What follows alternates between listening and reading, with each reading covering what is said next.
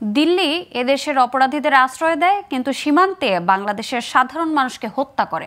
তাদের এই প্রবণতা বন্ধ করতে হবে বলে দাবি করেছেন বিএনপির সিনিয়র যুগ্ম মহাসচিব রুহুল কবির রিজভী। বিকেলে সিলেটে বৈষম্য বিরোধী আন্দোলনে পুলিশের গুলিতে নিহত সাংবাদিক এটিএম তুরাবের স্বজনদের সাথে দেখা করার পর সাংবাদিকদের সামনে এসব কথা বলেন তিনি। পাশাপাশি শেখ হাসিনার করা ডিজিটাল নিরাপত্তা আইন বাতিল ও বিদ্যুৎ নিয়ে দেশবিরোধী আইন ও চুক্তি বাতিলের দাবি জানান। এ সময় দেশকে সুসংহত করতে অন্তর্বর্তী সরকারকে আরও আন্তরিক হওয়ার আহ্বান জানান তিনি।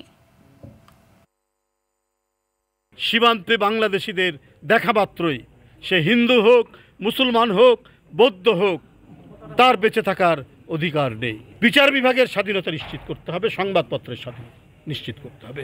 কেউ সত্য লিখতে গিয়ে যেন ডিজিটাল নিরাপত্তা আইনের সেই কালাকানুনের শিকার হয়ে কারাগারে থাকতে না হয়।